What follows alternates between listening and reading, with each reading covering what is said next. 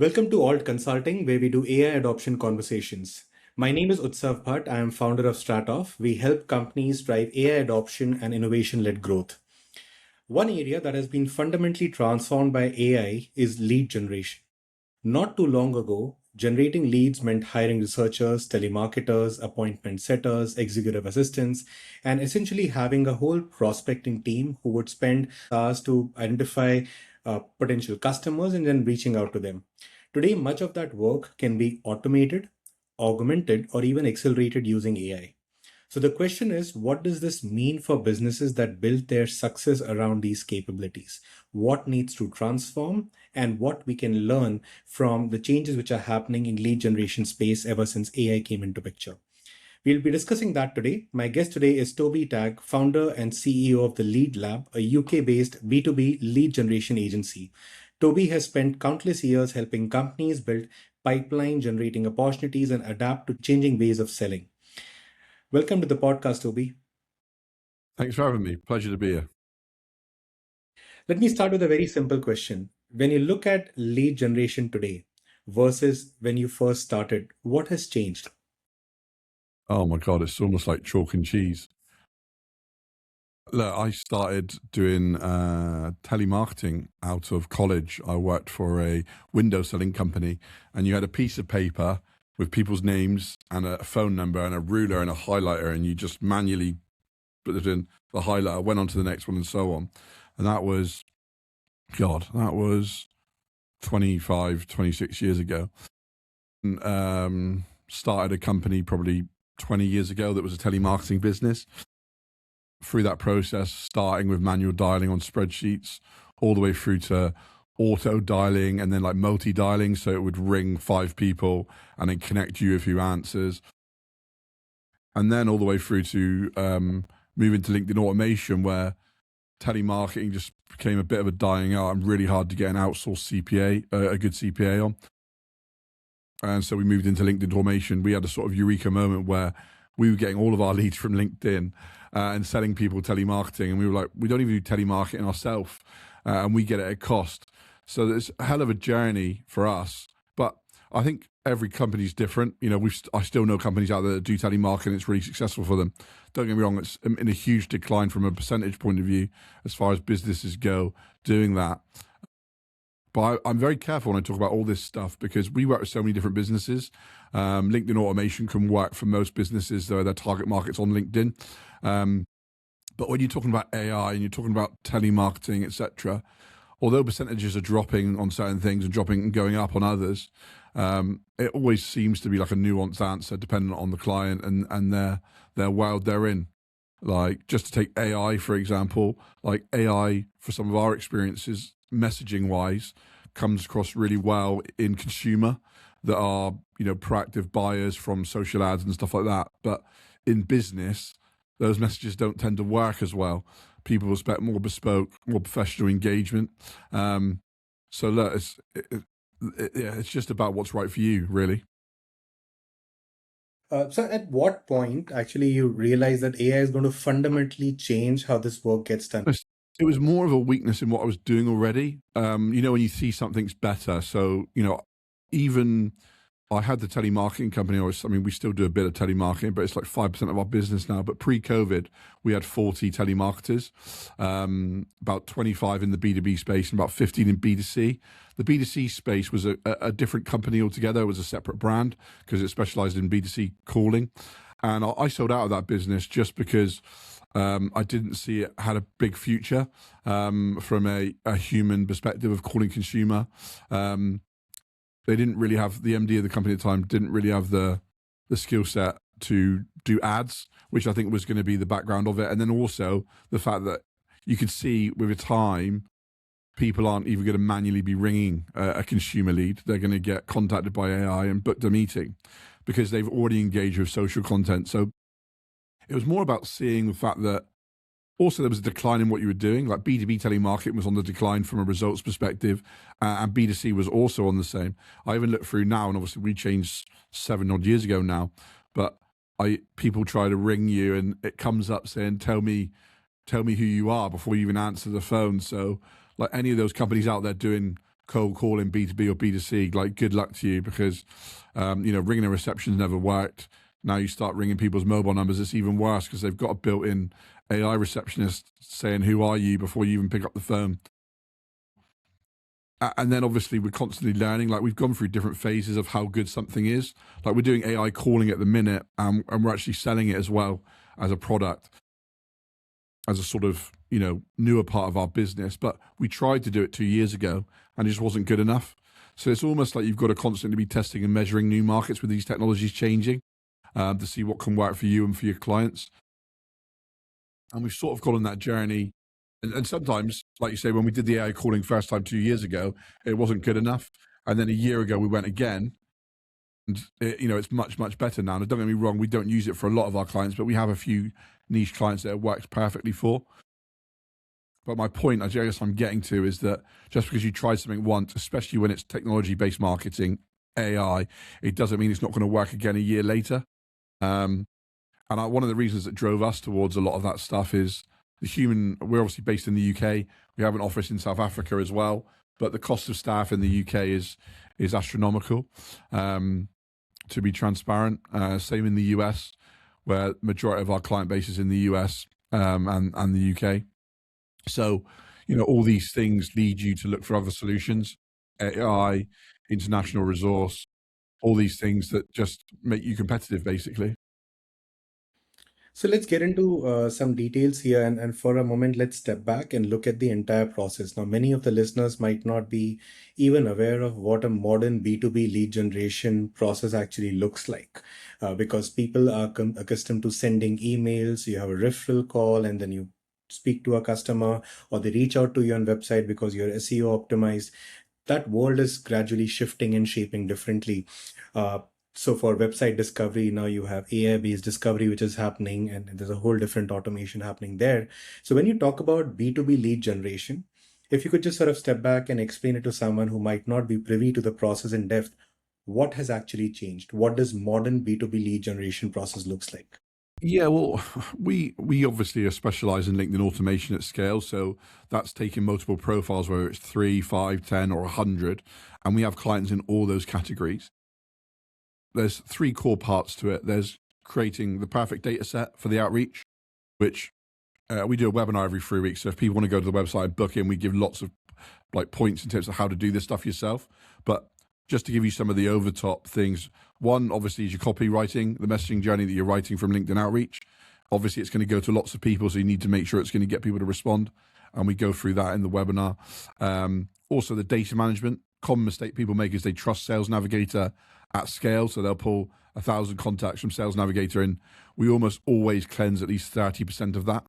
We always take 30% out, which the average user might not know to do or have the time to do, etc.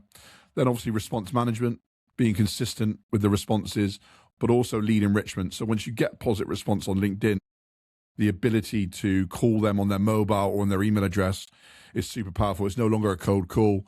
You can ring and say, even on the silly AI thing that comes up on your phone now, oh, you spoke to my colleague Stephen Peterson on LinkedIn. I was just answering your questions. They're obviously going to pick up because they've obviously engaged on LinkedIn. So that's what we do. We do LinkedIn automation from start to finish, all done for you at scale. Again, might be 3 profiles, might be 100, depends on the size of your company. And what we try to do is flip the script on LinkedIn. Like, people want you on LinkedIn, going through the newsfeed, going through their inbox, because you're a consumer. What we do is we turn you into a seller rather than the consumer. Like, our goal is you only touch LinkedIn when someone's interested. We'll email you and say, oh, you've had a positive response from Peter or Sally or whoever. They want to know how much it is. Jump on LinkedIn and respond, rather than yourself or your company, your other directors, your sales team, whatever, scrolling. People are posting their runs now on LinkedIn, wasting their time, basically. Posting content is really hard to get leads from and engagement from. So that from a cost per acquisition point of view, which is obviously what we look at as a marketing company, is that in-mails cost a hell of a lot more, especially at scale. And ads are even worse than that, to be transparent. So the best CPA you can get on LinkedIn is LinkedIn automation at scale. That's just a matter of fact. So we facilitate that with clients and do it on a monthly basis as and when they need it, basically. Yeah. One thing, like, just to make it practical, often in the consulting world, there's a understanding that you can't sell consulting projects on LinkedIn. Like you can share your thought leadership, your ideas, you can connect with people, let them know that, you are writing about a particular topic, you are a thought leader in an area. But LinkedIn is not a place where you sell, say, $100,000 project. Now, might be right, might be wrong, but would love to sort of learn from you on how certain big ticket projects or services, if you have experience in that area, could be sold via a platform like LinkedIn. And I'm asking that specifically because in today's day and age, you have so much of content which is AI generated and so many sort of inbounds which people receive that it becomes a bit tricky to navigate that and ensure you get a good engagement from people. So would love to know if there is anything new, interesting that you have found for selling high ticket product services on LinkedIn using automation services. Well, we have a number of clients in the high ticket space.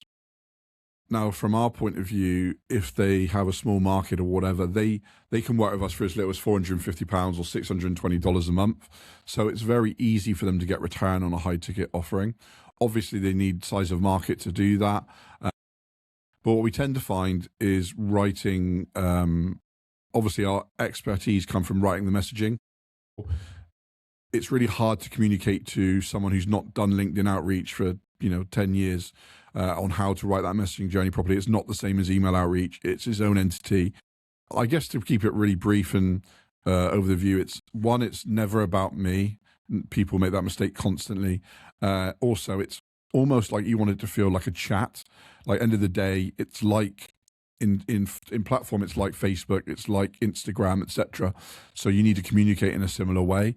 As soon as you write an email on LinkedIn, people won't necessarily give you the time to read it all. So you've got to get their attention very quickly. Also, the more of an email it looks like, the more automated it looks like. You want to look like Toby just sent Utsav a message because he thought he could benefit them. And also, it's about the hook. So that first line or two is the most important thing in the whole thing. It's about how you communicate benefit to them in that instant. Now, obviously, there's a lot of detail around how we do that. And again, in our webinar that we run every 3 weeks, which you can check out on our website and book onto, we go into more detail on that. We go in more detail on the data, the response management, the lead enrichment, all the little bits of the puzzle that make it work. What tends to happen is people do LinkedIn automation themselves because they've got a marketing person or they're a director. They attach their profile to a software and it's not done properly. In short, there's ones out there that will do AI to attach to it, but there's so many nuances in business where if you fall down on one of those three categories, LinkedIn automation is going to fail. If your data's not right, if your messaging journey is not right, if your response management is not right, you are not going to get leads. You only need one of those to be wrong. And then, so if people are doing it themselves without that experience, you can imagine how many people are dropping the ball on one, maybe two of those every time.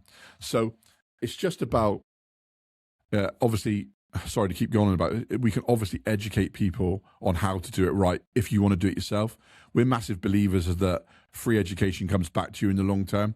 Like the amount of people that have come back to us a year later or recommended us but not used us or tried to do it themselves after we taught them and been like, I haven't got time for this.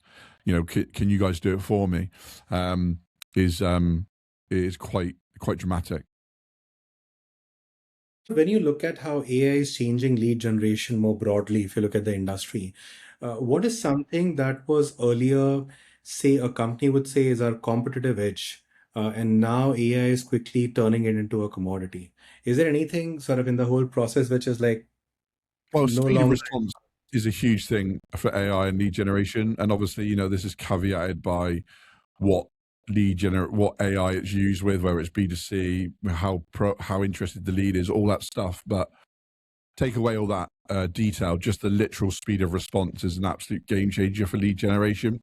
Again, challenging in B2B and not necessarily something I would recommend using for most clients, but B2C extremely powerful. Also, you can do like hybrids. Like we have a couple of things where we'll use like half AI, which allow you to draft quicker and stuff like that, to respond quicker, but at the same time making it your own. The other thing, just to be safe, especially to speak niche on LinkedIn, is that LinkedIn obviously hate AI.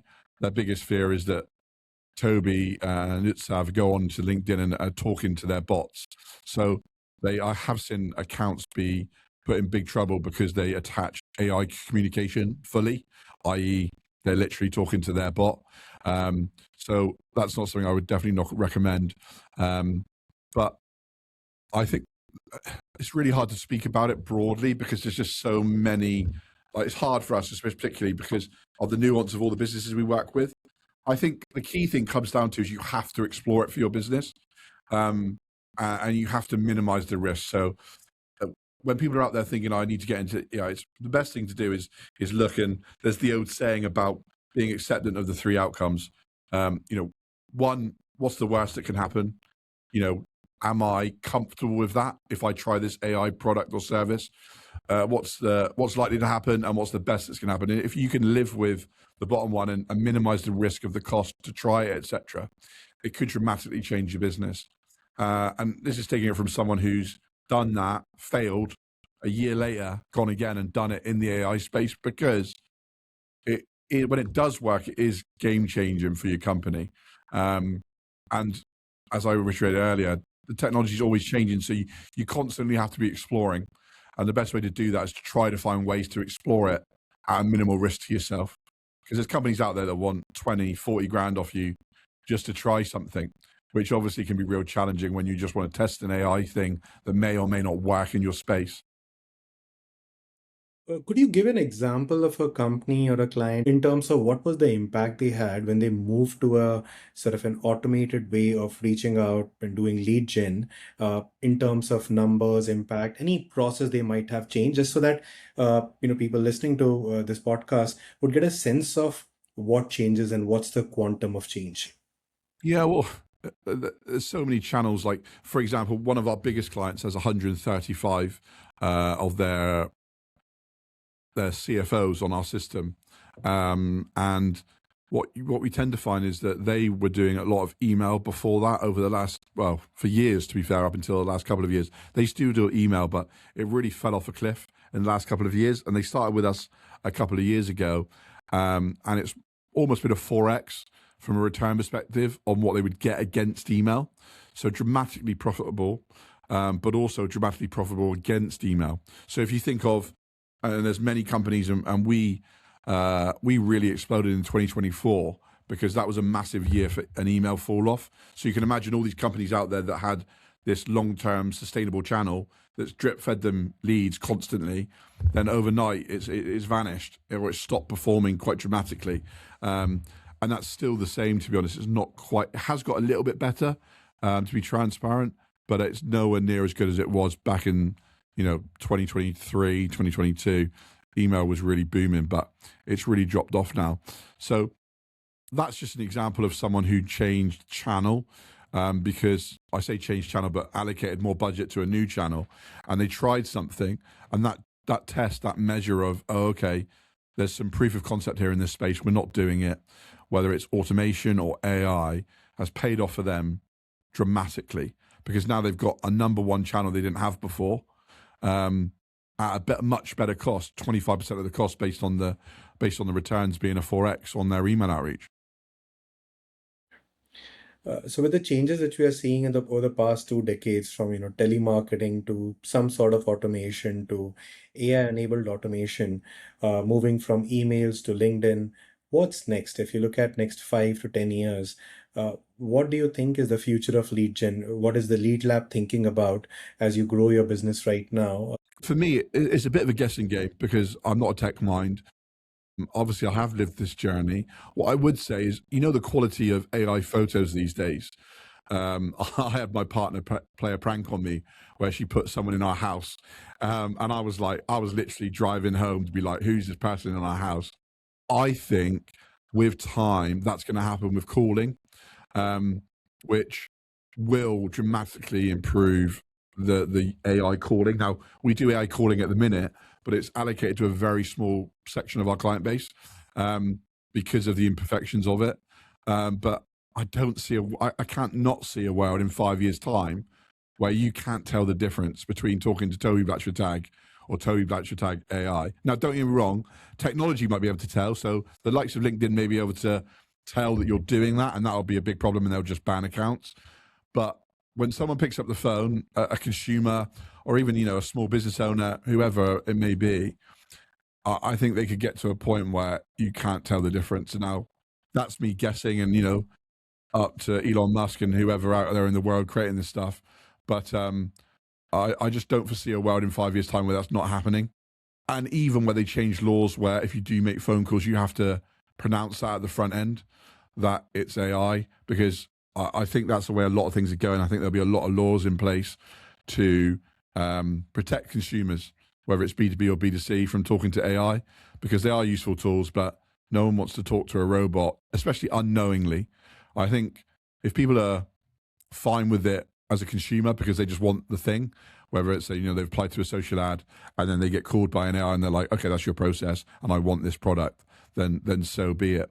But I guess they are in on it, if you like, as opposed to, you know, being tricked to pretend it's me when it's not me, if that makes sense.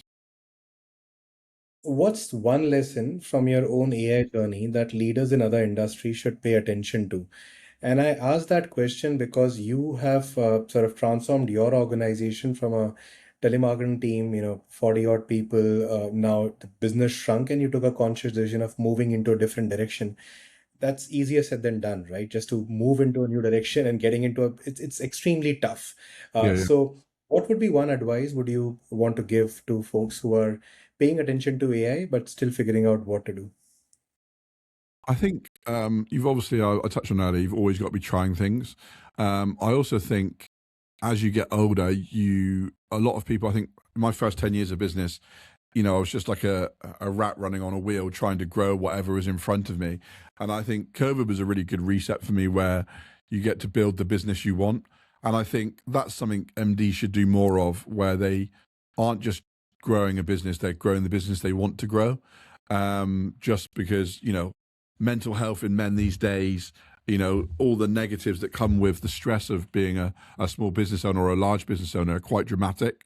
So, end of the day, as you get older, you realize what's more important, and growing a business that is more it's easy for me to say because having a telemarketing company with 40 staff where you are basically the sales director to 30, 40 clients, and they ring up being like, hey, I didn't get any leads today. Your telemarketer didn't get any leads. And it's like, you put the phone down, you get the same call. That's tough, you know? And the beautiful thing about LinkedIn automation is it's not necessarily reliant on a person. In that sense, there's no blame game. It's like, okay, we've written this copy for you. Maybe the copy, we could change it, but it doesn't have the same hiding place of, why didn't your telemarketer get me a lead today? And that, when you multiply that pressure, it's really huge. So look, I think build a business that's going to make you happy. I think that's the number one. I think a lot of people get lost in that. They get lost chasing their goals. I did that for the first 10 years. I remember pre-COVID playing tennis with my business partner, and he told me something that happened in the business, which I didn't know about. And I snapped and smashed my racket. And I'm not that sort of person whatsoever. So yeah, I mean, the number one advice I would give is, you know, you're in your business, you're working in it. Is it the business you want? And if it's not the business you want, even more you need to be exploring these other things, because you can still be in the same space, but you can totally change the business. I'm a good example of that. You know, we're still in lead generation, but we do something that we love and we're passionate about and we don't dislike, to be honest, because you get to a point where you dislike telemarketing.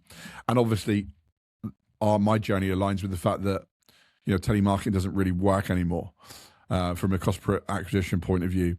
So yeah, I think choose happiness over just financial goals sometimes, because I've made an awful lot of money in a year, and I've made less money in a year, and I can tell you I was happier in the year I made less money because of the company I ran.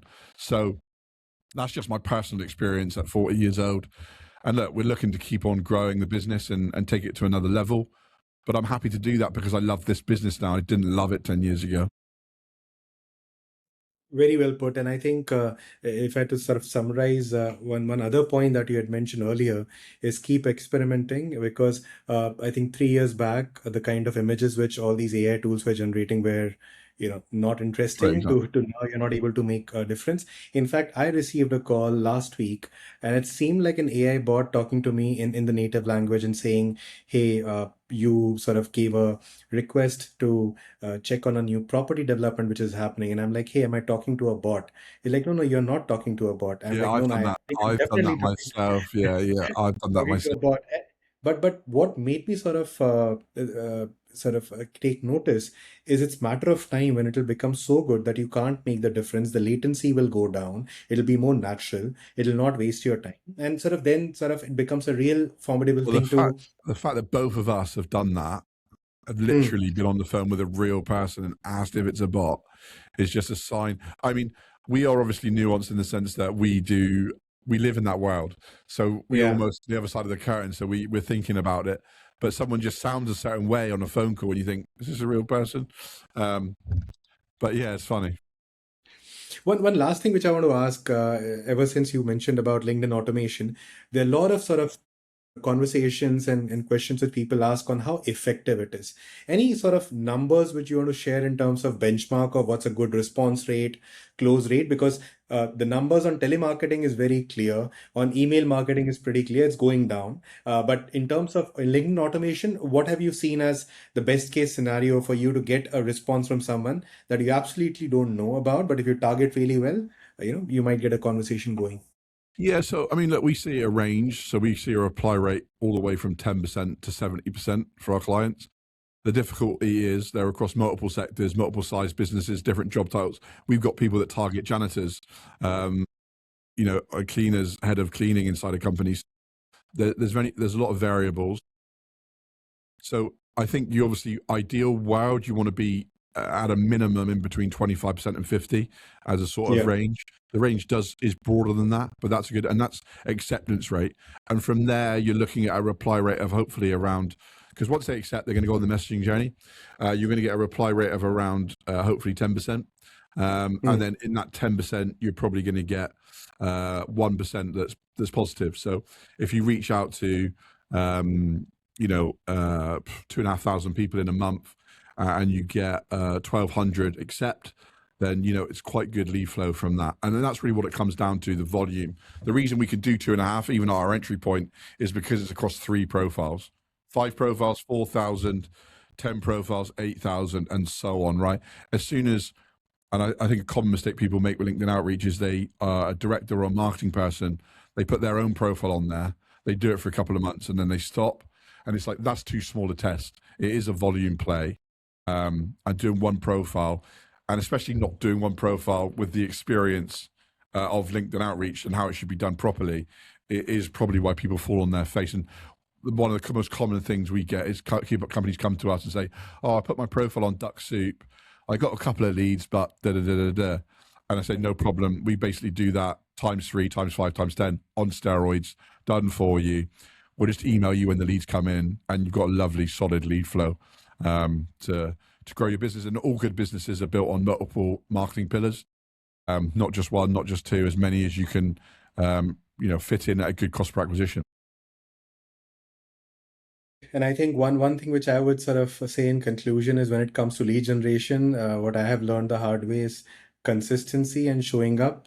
And running a system, running a process is much more powerful than having momentary, motivation to reach out to like sort of 15, 20 people. So when you go with a proper lead generation system, an agency who can done it repeatedly, irrespective of where you are, what mood you are in, you're feeling like reaching out to people or not, somebody doing that for you, I think is a big thing. And it sort of shows up after a couple of months when the system keeps on running and then you sort of start seeing the lead. So Toby, Exactly. thank you so much for joining me today. Thank you for sharing your insights. And thank you everyone who is listening. If you enjoyed this conversation, please subscribe to the channel and join us for more discussions on AI adoption and organizational transformation. See you next time.